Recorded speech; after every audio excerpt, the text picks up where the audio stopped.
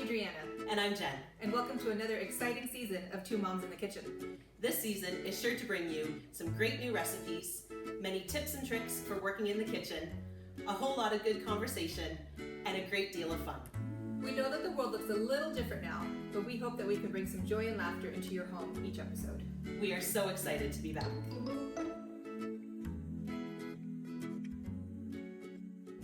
Hi, and welcome back. Today's episode is going to be all about pie dough and making a delicious homemade apple pie from scratch. We can do it. We can do it. Don't be nervous. No. Pie dough tends to intimidate me a little bit, but I gave it a go and I think that we can do this. So this recipe is 6 ingredients, so fairly easy. You just need to prepare ahead of time because the dough does need to chill in the fridge for a minimum of an hour before you can work with it. So the steps basically are that we're going to prep the dough, put it in the fridge, prep the filling for the apple pie, and then put it all together and then bake it. So let's get started. So what you're going to need is 2.5 cups of all-purpose flour. So we'll just scoop it and fluff. There's one. And you want to use a big bowl because you need ample room to work, to knead. Okay, and the half. There we go. So to that, you are going to add 1 teaspoon of table salt, 1 teaspoon of sugar, and we're going to just mix that all up. Here we go, big spoon. All right, now to this, what you need is 1 cup of cold butter. So get it straight from the fridge, and you're going to cube it up into about 1/2 inch cubes because that's going to help work into the dough. So I've got 1 cup cubed here, and we're just going to put it in. This is where you get your arm workout. That's right. So you can either use 2 forks. I happen to have a pastry cutter, which is fabulous if you can find them. Sometimes you find them at the dollar store. If not, some of the kitchen houseware areas in different stores is good. And what you're just going to do is you want to just break that butter up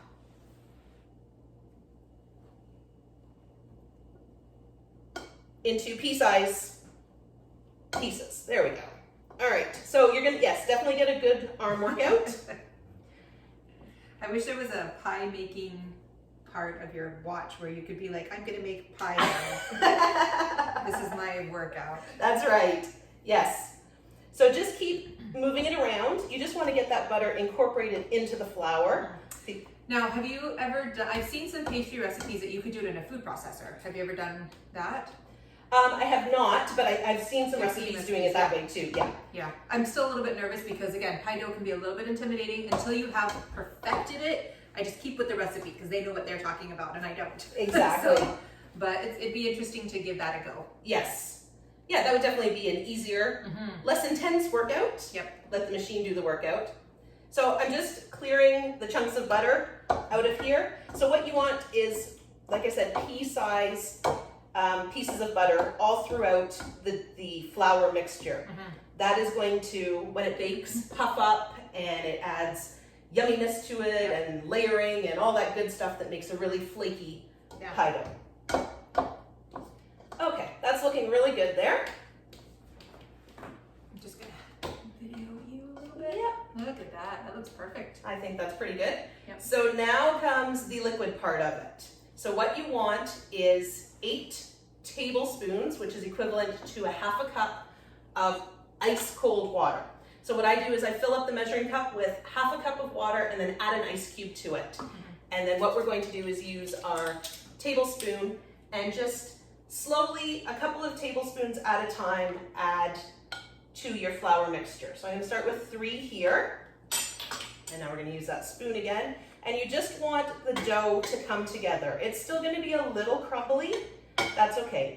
This is a no knead recipe, so there's no kneading involved like there is with a bread.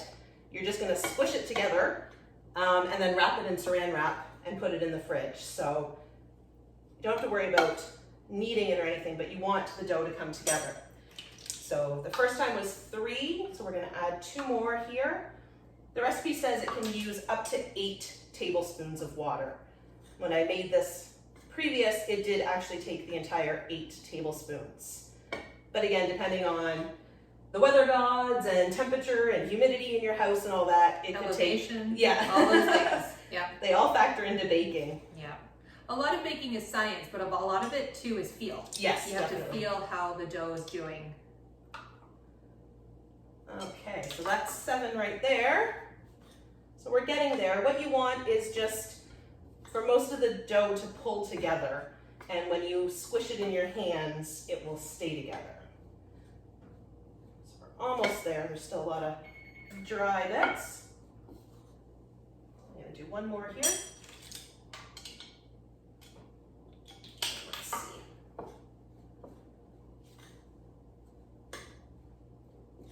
Well, it's coming together. All right, let's get our hands in there and see. You don't want to work the dough too much because then you're just melting that butter that is in there. You want that to stay in chunks, kind of like when you make biscuits and stuff like that. The more butter, the flakier and the tender they are. And it will also make the dough tough. Yes, we don't want tough dough. We don't want tough dough. We want it nice and flaky. That's right. Okay. We're getting there. When it gets to this ragged stage, that's Usually. almost there. Yeah. We just want it to hold. What we're gonna do next, once this comes together, is divide this into 2, because this is enough to make a top and a bottom crust, which is what you want for an apple pie. Because we're gonna attempt to do fancy lattice work on the top. So. Jen will be doing the lattice work. Oh. I am not good at lattice work. I don't know. We'll attempt it, I said. We'll teach you some tricks if you're not comfortable with lattice Yeah. work. Oh, that looks good. It's coming, yeah. All right. So the recipe is very, just gonna add just a smidge more, is very funny in that it says smash the dough together and then separate into 2 bits. I didn't know that smash was actually a baking term, but I guess in this recipe it is, so kind of funny. You never know. Okay, there we go. Much better. Okay, so if you can cut me off 2 pieces of saran, please and thank you. There we go, there's it smashed together. So you just want to make them into discs. So form it into a ball and then flatten that ball out so that you have a disc. Perfect. And you can see the chunks of butter through it, and that's exactly what you want. Ah, we're falling apart. So again, try not to overwork the dough too much, but we're just going to wrap that up and then put it in the fridge for minimum of 1 hour. The longer, the better, because you want everything to cool down again after being worked. Now, is this a recipe that you can freeze? That How do you feel I'm about not that? Sure. I didn't read. Oh, what does it say? Pie crust can be made ahead and frozen. Look at that! Look at Woohoo! that. So really, if you just take an afternoon and you say, I know I'm going to make some pies for the holidays or Yeah. whatever, you can make all the pie dough and then call it good. Absolutely. Yeah. Good to know. Yeah. That's probably a really good idea to plan ahead, because then I know the apple filling takes a little bit of time too. So then you're not Crazy person. taking up your entire time. Yeah. Okay. Our hope in showing you these is that everybody can do it.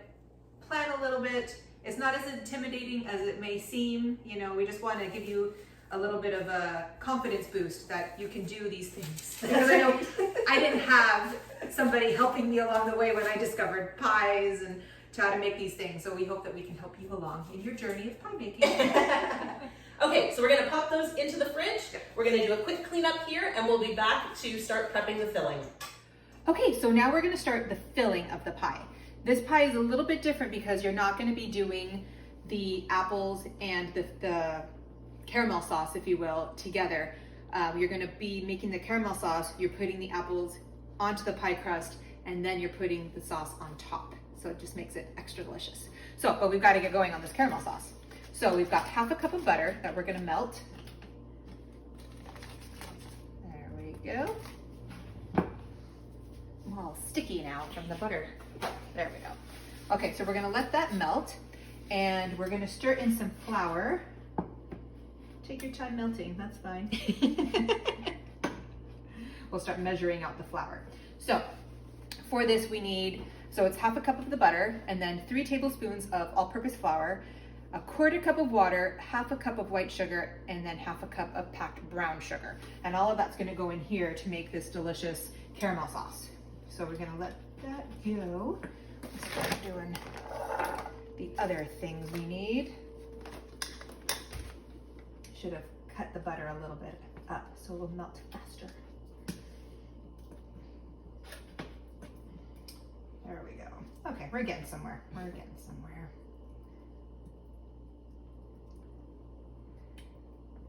There we go.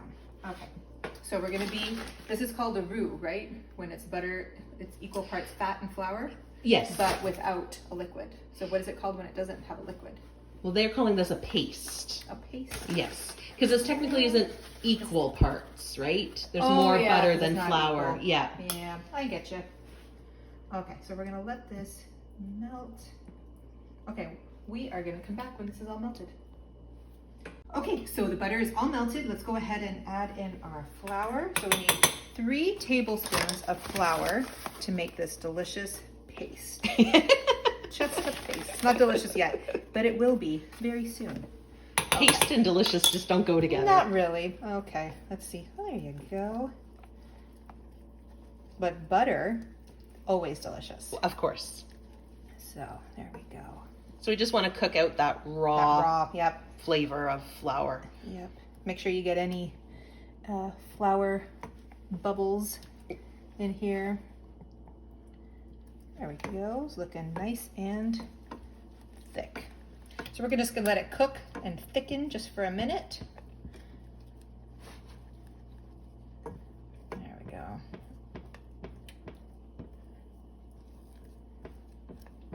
Okay. Okay, well that thickens for a second. Let's go ahead and get started with our sugars. Good, good, good. Alrighty, so we need half a cup of packed brown sugar. So let's pack that in. There we go. Alrighty, we'll get that in. Around the rim, there we go. And then half a cup of white sugar, granulated sugar. I think I measured a half you? a cup. I think Okay. so. Maybe not. Just A over. smidge. Just over. It's okay. We're okay. And then our 1/4 cup of water. Good, good, good. And then let's see, it says bring to a boil, and then you're going to reduce and let it simmer. There it is. And it's just a delicious, let's not burn the house down. That's fine. There we go. Boop. Very good. Alrighty. Oh, you can smell it. Yep.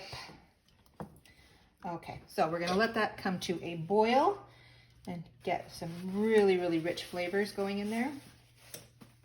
Okay. And then we're gonna let it simmer while we get our apples all cut up. Okay.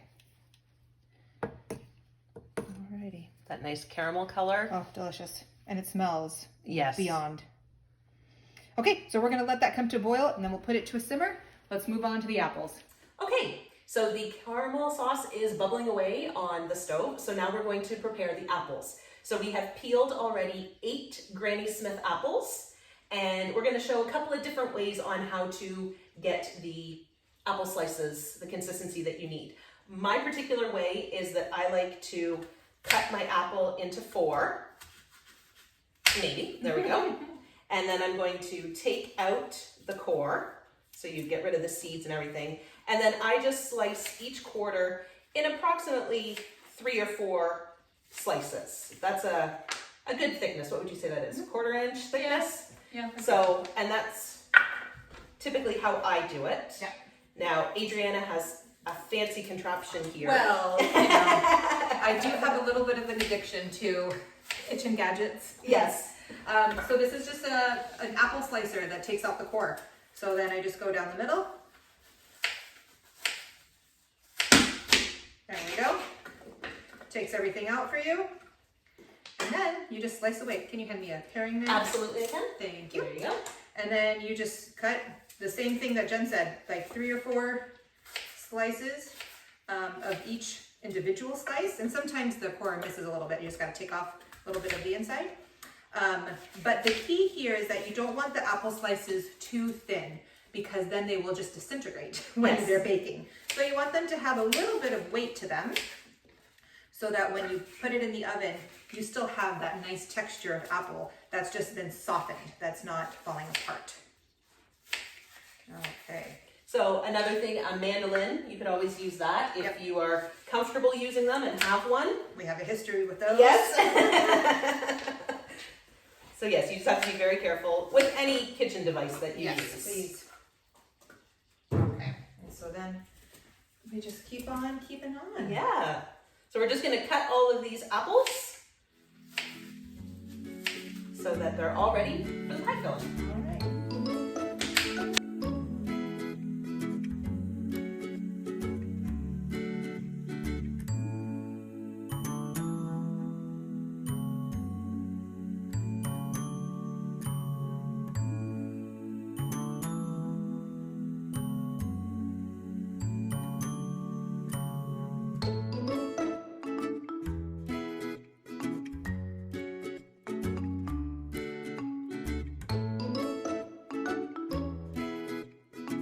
All right, so we have the apples all chopped, the caramel sauce is all ready, so now it's time to roll out the pie dough. So what you're going to do is generously sprinkle your surface area with some flour, because we don't want the pie dough to stick. All right, and then you're going to take 1 bundle for the bottom and undo it, maybe. I wrapped it really well. There we go. Okay, and next you're going to take a little bit of flour as well. There we go. I like to put a little pile there, that way it's easy to grab. And we're going to dust our rolling pin too. Anything that is going to come in contact with the pie dough, you want to have flour on it. And you're just going to roll this out. Now, because it has been in the fridge, it's going to be a little tough. So you just have to keep working it. And you can actually see the little pieces of butter all worked in there. That's right. That's gonna make it so delicious. All right, so you're gonna have to use your muscles. Don't be nervous. Nope, just keep moving it around, spreading it out. Try and apply even pressure. And you're gonna notice, look, Jen keeps moving it so that it can be spread out evenly. If you just go in the same spot up and down, you're just gonna have a oval shaped.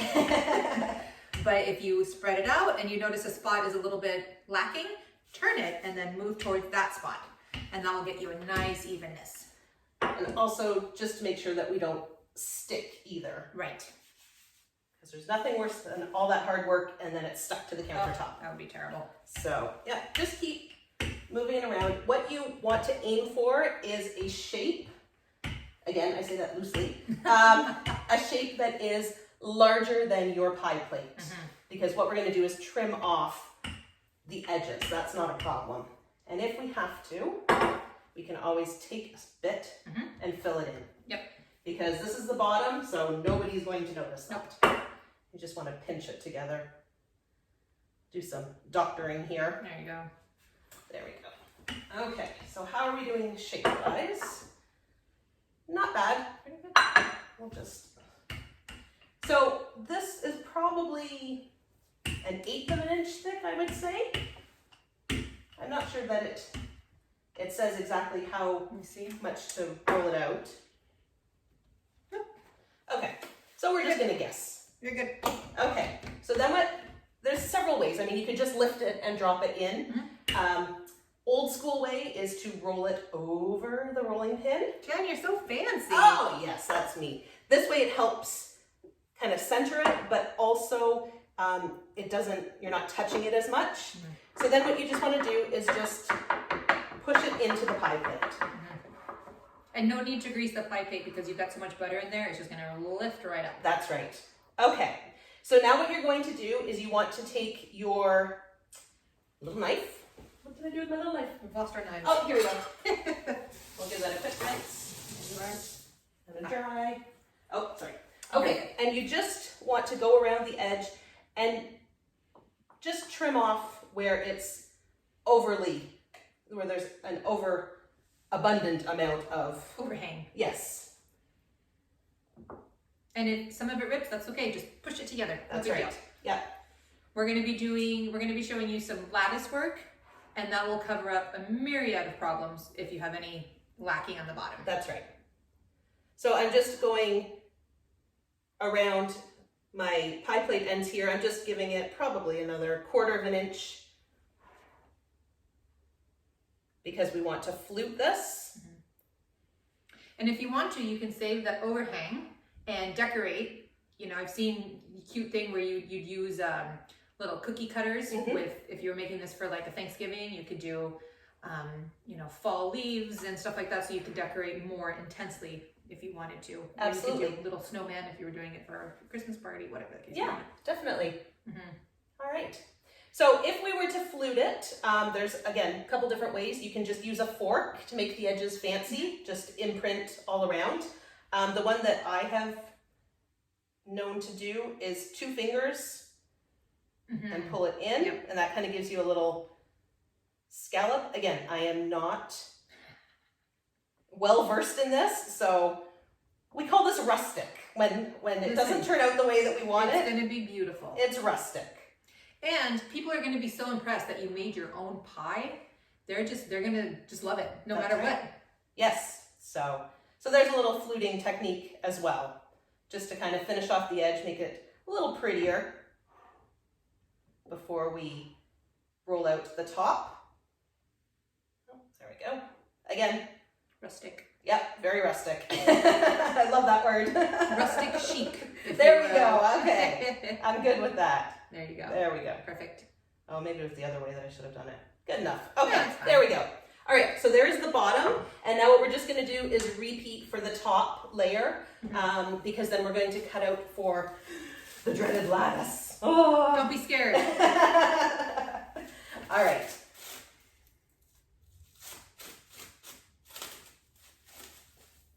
I wrapped these really well. You did.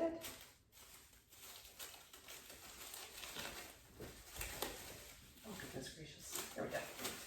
Okay.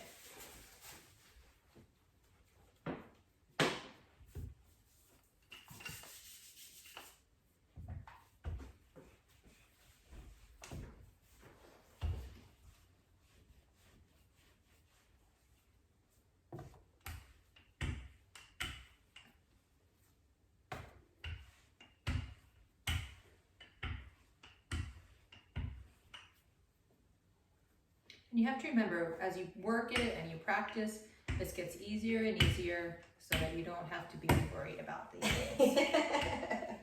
I think, Jen, that you need to commit to making a pie a week so that you feel like your lattice work is perfection. Okay, all right. Just saying, Jen. Just saying. It's for your benefit. That's right, yes.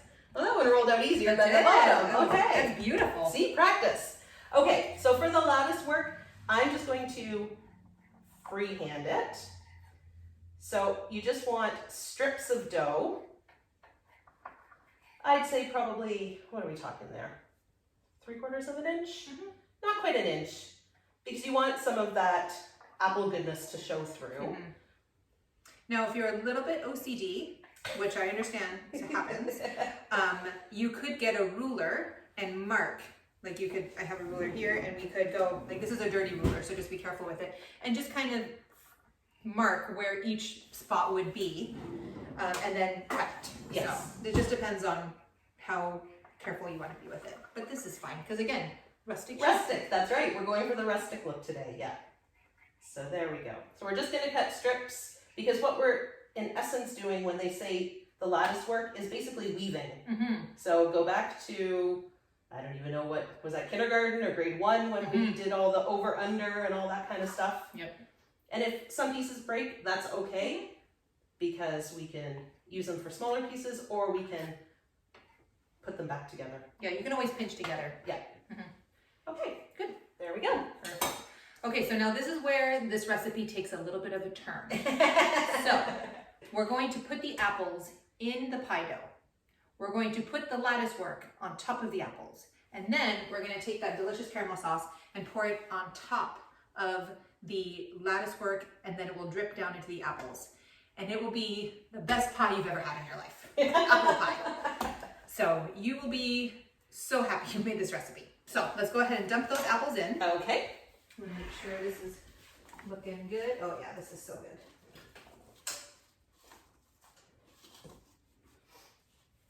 And that's okay if it looks like you have too many apples. Yeah. Because you want to actually kind of, I think the recipe said heap them kind Around of near the center. Is there one that's not a little bit cut? Let me see. This one's a little bit not cut. Yeah. We kind of want to make a dome shape. Yeah. What does it say? It says mounded slightly. There we go. Yeah. I'd You say don't that's want it mounded. to be massive, but you want it to be a good round. Okay, Jen. Okay. Big Show breath. us. All Okay. right. So Jen is going to do the weaving. Like she's going to be very fancy and show you the weaving. If that is too intimidating, what you could do is just do all one way and then all on top. And don't worry about the in and out and in and out. Absolutely. It won't be as fancy, but it will still be beautiful.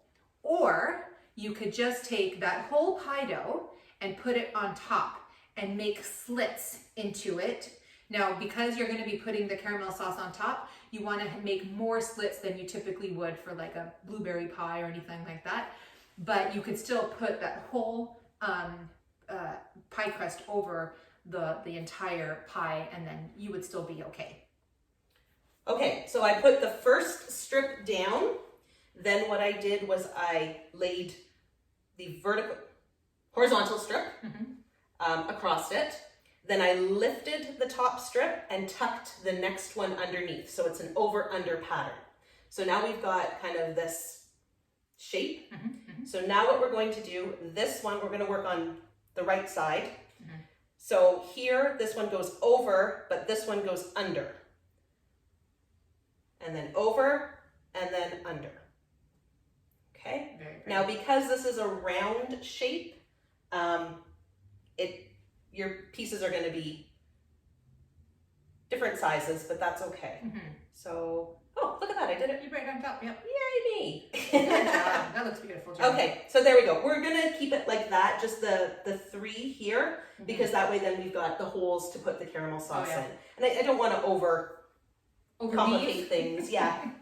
Okay. Yeah, you do what you want to do. If you feel like you want to have a little bit of an extra weave, go for it. It just depends on how thin you rolled out the dough. Yes. If you do it extra thin, obviously you'll have more weave, or not. If you want it a little bit thicker, that's fine too. No big deal. And you're just gonna play with, like I just cut that one. So this one's going under, over, and under. All right, there we go. Okay, so now what we're going to do is pinch, because we want to seal those bits together.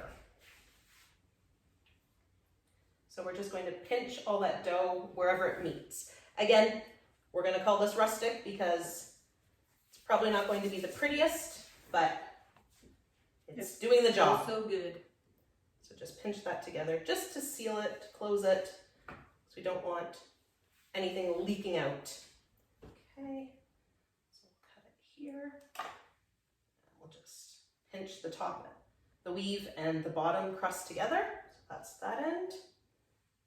That is a beautiful pie, Jen. Oh, thank you. Well done. I'm not usually well versed in pies, so. No, you did a great job. And then, like I said, if you wanted to take this extra dough and put it out a little bit more, you could take cookie cutters and put some designs on the top if you wanted to. Absolutely. Make it your own fun thing. Be creative with it. You could hide all the little imperfections in here too, yeah. with a little maple leaf or an apple to show what's in it. Well, and the truth becomes when you bake this and you have that extra dough on the sides that right now looks a little bit crumbly or whatever, that is delicious when it's cooked, Yes. you know, because it gets that nice crust on it, and it just, oh, it's so good. So really, you don't want to lose too much anyway, because it becomes so good in the pie. All right, so we're just cleaning it up right now, making it look pretty. Just trimming off the edges because we don't want any of that hanging down when we bake it. There we go. All right. And don't fuss with it too much. I mean, if this is, well, this is me, but I could fuss here all day, but you don't want to overwork that dough. The other thing is too, with these scraps, you can always make little hand pies, which are fun too. So if you roll that dough and then make it into probably a 3-inch circle, and then put jam on half the side and fold it over and pinch it. And then they can go in. My grandparents used to do that all the time when they made pies and they had leftover dough. Oh, so that's always fun for the kids too. Okay. Okay. I'm gonna get a cookie sheet actually, I just thought of that. Yep. Because there's gonna be drippage. Yes. So we're gonna get out a rather large cookie sheet. Okay, we'll get that out when it's gonna cool. Okay. Let's get this on here. Caramel sauce is ready. Excellent. Turned off the stove. Yes, we did. And this is going to go on top. And it's going to drip down. And it's going to be oh so good. That looks good enough to eat right now. Right? I mean, don't eat raw pie Don't dough. eat raw pie dough. Warning, but the caramel sauce and the apples, yum. Yeah. Yeah, so I'm just kind of paying attention to the holes, making sure each hole has an abundance. And then while it cooks, the sauce will become more liquidy and drip even more into the apples. Alrighty. I am very impressed. There is very little dripping happening here. Alrighty. Oh, a little bit more. Okay. Okay, there we go, there we go. Okay, so we are now going to take this, this is still hot, we're going to pop it in the oven for, let me check the recipe. Yes. I just remember that. For 15 minutes, and then what you're going to do is you're going to, so right now the temperature is at 425. You're going to put it in for 15 minutes and then turn it down to 350 and do it for another 35 to 45 minutes until the apples are soft. And you can check that by just kind of poking them with a toothpick, and if it's soft, you're good to go. So we're going to throw this in. We'll be back in about 45 minutes or so. We'll see.